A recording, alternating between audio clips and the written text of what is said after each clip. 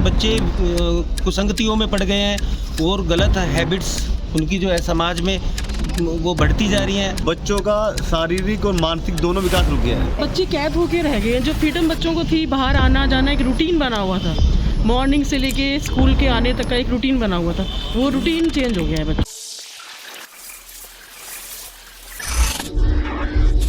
Online classes, जब Covid और corona काल शुरू हुआ तब सबसे ज़्यादा कोई चीज़ अगर बातचीत में आई कोरोना के अलावा वो थी ऑनलाइन क्लासेस।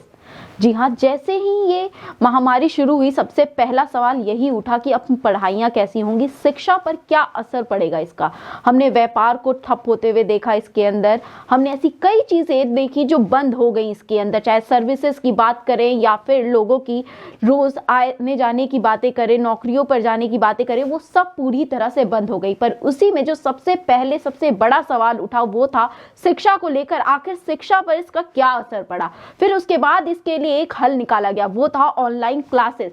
परंतु क्या ऑनलाइन क्लासेस उतनी सफल हुई? बिल्कुल नहीं। जिस तरह से हम बात करते हैं ऑनलाइन क्लासेस की, तो इसका बहुत ही नेगेटिव असर हमें आजकल बच्चों पर देखने को मिला। हर उस बच्चे के हाथ में आज वो स्मार्टफोन है जो काफी वक्त लेकर लोगों के हाथों में दिया जाता है, जब वो उसको समझने के काबिल हो जाते हैं, जब उसकी असली इंपॉर्टेंस वो समझ पाते हैं। पर उससे पहले ही बच्चों के हाथों में स्मार्टफोन्स और स्मार्ट लैपटॉप्स मिल गए, बिकॉज ऑनलाइन क्लासेस लेना बहुत ज़रूरी हो गया था। वहीं अब हमें ये देखने को मिल रहा है कि लगातार हर इलाके से ऑनलाइन क्लासेस को लेकर बंद करने के लिए प्रोटेस्ट शुरू हो गया है। वहीं आज हमने देखा कि डीसी ऑफिस में ज्ञापन सौंपा गया कि ऑनलाइन क्लासेस को बंद किया जाए और बच्चों को वापस से ऑफलाइन क्लासेस दी जाए, क्योंकि ऑनलाइन क्लासेस का कोई असर नहीं हो रहा। यहाँ तक कि अब तक जो उन्होंने पढ़ा था वो भी उनके दिमाग से निकल चुका है, क्योंकि बच्चे अब क्लासेस से ज्यादा अन्य एक्टिविटीज में और फोन के अन्य गतिविधियों में ज्यादा ध्यान देते हैं, बल्कि क्लासेस में ध्यान नहीं देते।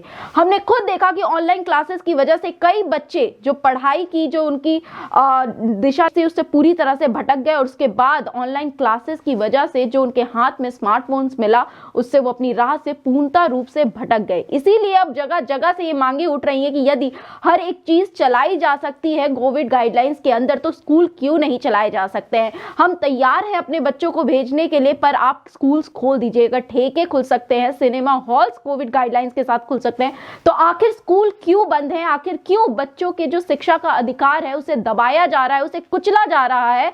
आखिर ऐसा क्यों किया जा रहा है? इसका सवाल मांगने के लिए आज डीसी ऑफिस पहुंचे ये लोग, और वहीं उनका कहना यह है कि ऐसे कई स्कूल्स हैं जहां पे बच्चों को स्कूल यूनिफॉर्म में नहीं सिविल यूनिफॉर्म्स में बुलाया जा रहा है, पुरस्कार दिए जा रहे हैं, पर स्कूल की पढ़ाई के नाम पर स्कूलों को बंद कर दिया जा रहा है। पर अगर पुरस्कार देने के लिए स्कूल बुलाया जा सकता है तो हमारे ख्याल से बच्चों को पढ़ने के लिए भी बुलाया जा सकता है। अगर किसी पेरेंट्स को समस्या है तो वो ना भेजे, पर कुछ ऐसे पेरेंट्स भी हैं जो चाहते हैं कि बच्चे अपनी ऑफलाइन क्लासेस फिर से शुरू कर दे। आइए आपको दिखाते हैं अपनी ये रिपोर्ट। आज आप लोग डीसी ऑफिस में क्यों आए हैं, किस बात के लिए ज्ञापन देने आए हैं? देखिए मैडम, हम ये ज्ञापन देने आए हैं, हमारे बच्चों की जो शिक्षा है वो बिल्कुल प्रभावित हो चुकी है।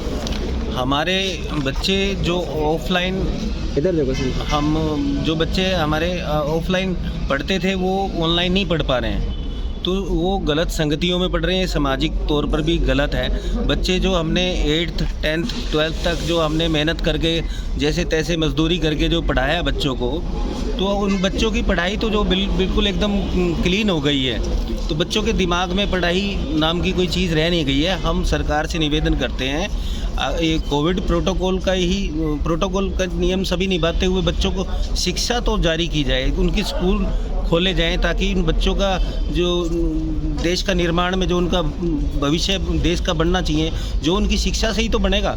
वो कुछ सीखेंगे नहीं तो देश को क्या दे पाएंगे, देश के लिए क्या कर पाएंगे। अभिभावक ऐसे परेशान हैं, बच्चे कुसंगतियों में पड़ गए हैं और गलत हैबिट्स उनकी जो है समाज में वो बढ़ती जा रही हैं। माँ बाप के लिए परेशानी है।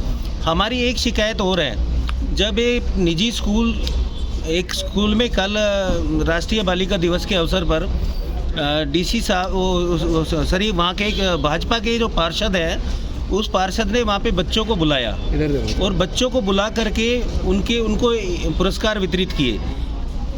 कोविड का समय चल रहा है, बच्चों को स्कूल मैनेजमेंट ने बुलाया, पार्षद ने बुलाया, जो लोग भी जिम्मेवार हैं, उन बच्चों की जान को जोखिम में डाल करके और उन बच्चों को वहाँ इकट्ठा किया गया, तो उनके ऊपर कार्रवाई होनी चाहिए।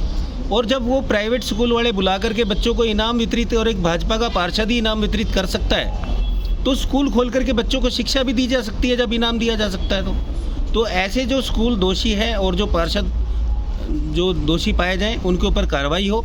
और मेरी एक पर्सनल मांग है कि हमारे सभी अभिभावकों की तरफ से कि भाई बच्चों को स्कूल खोल करके शिक्षा दी जाए। मांग यही बच्चों की शिक्षा के ऊपर है, और जब तक समाज शिक्षित नहीं बनेगा तो आगे कैसे बढ़ेगा। सारे काम हो रहे हैं भाजपा की सरकार में जो शिक्षा को रोका जा रहा है, और सरकार भी नहीं चाहती शिक्षा बच्चे ग्रहण करें। ऑनलाइन हर किसी की बस की नहीं है और ना कंफर्टेबल है। बच्चों का शारीरिक और मानसिक दोनों विकास रुक गया है। कम से कम बच्चे स्कूल में जाया करते थे तो थोड़ा एक्टिव रहा करते थे, टाइम पे उनका उठना, खाना पीना, सब पढ़ाई सब सिस्टम था। अब बिल्कुल बंद किया हुआ है। या तो गवर्नमेंट सब कुछ बंद करे, खाली स्कूल बंद करने से क्या साबित करना चाहती है। दूसरा, प्राइवेट स्कूलों की मनमानी चल रही है। स्कूल बंद है, फीस भी ले रहे हैं और मेंटेनेंस चार्ज भी ले रहे हैं। तो मेरा तो अनुरोध है सरकार से, प्रशासन से कम गरीब आदमी को ना मारा जाए। कम से कम अगर आप ऑनलाइन शिक्षा दे रहे हो तो आप सिर्फ फीस लो, मेंटेनेंस चार्ज उस पर ना जोड़े। गुड़गांव में बड़े बड़े नामी स्कूल है, सब ले रहे हैं, और बाकायदा ना भरे तो नोटिस डालते हैं, कहते हैं भैया अपने बच्चों को निकाल लो या फिर टीसी नहीं देंगे। तो सरकार से अनुरोध है, प्रशासन से अनुरोध है कि इतना बुरा हाल ना किया जाए, बच्चों के भविष्य से खिलवाड़ ना किया जाए। आने वाली पीढ़ी आपको माफ़ नहीं करेगी, तो कम से कम स्कूल को खोला जाए।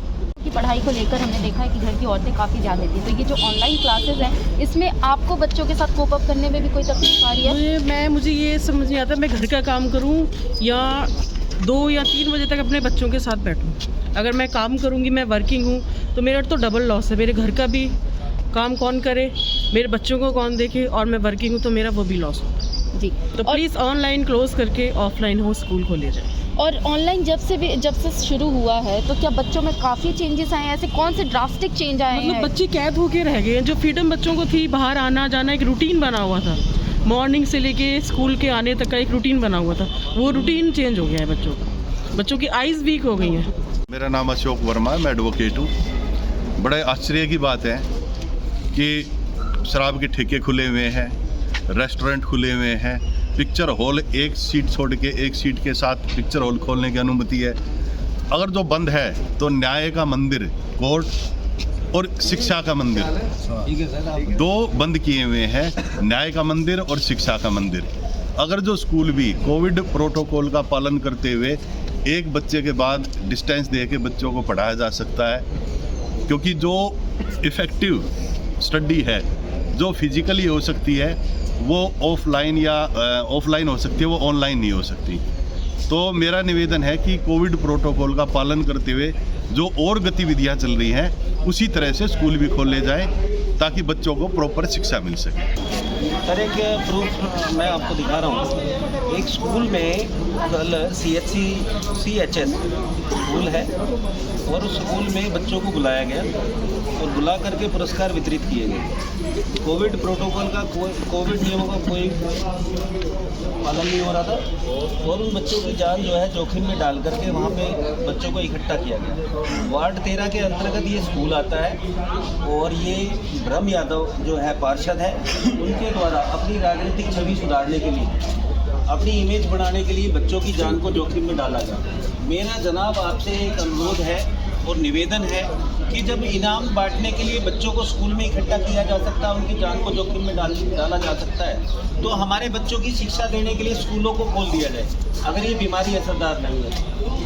ठीक है सर। और इन स्कूलों के स्कूल के मैनेजमेंट के ऊपर और उस पार्षद के ऊपर कार्रवाई करके दिखाए गुड़गांव प्रशासन, यदि सच में एक कानून जो है सभी के लिए समान है तो। नहीं तो हमारा आरोप है कि भाजपा वालों के लिए अलग कानून है और आम आदमी के लिए अलग कानून है। तो सर ये देश में 2 मुख्य धारा तो नहीं हो सकती, धारा तो मुख्य धारा एक ही होगी।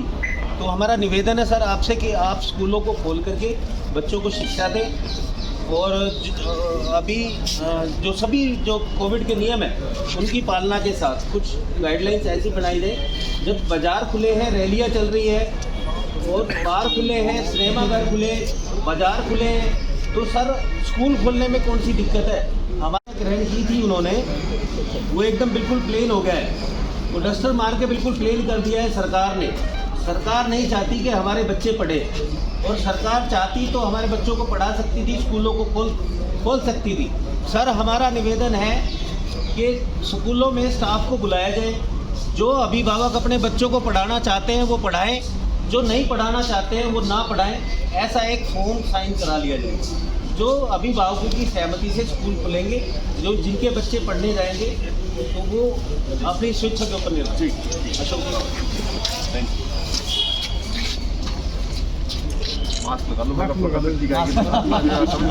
सर इसको आपके लिए नहीं तो ये तो जैसा कि आपने देखा कि इस रिपोर्ट में कि किस तरह से आज डीसी ऑफिस में ज्ञापन सौंपने के लिए ये लोग आए और वहां पे उन्होंने ये ज्ञापन सौंपा और उसके बाद इस पे सख्त से सख्त कार्रवाई करने के भी आदेश दिए और कहा कि इस पे तुरंत कार्रवाई की जाए। गुरुग्राम प्रशासन से हम निवेदन करते हैं कि इस पे तुरंत कार्रवाई की जाए और ऐसे लोगों के खिलाफ भी एक्शन लिया जाए जो इस चीज को इस गलत तरीके से प्रमोट करते हैं। और ये थी इस वक्त की खबर जो हम गुरुग्राम से लेकर आए थे आपके सामने, और ऐसी खबरों के लिए हमारे चैनल के साथ बने रहिए। आप देख रहे हैं द हिंद वॉरियर न्यूज। धन्यवाद।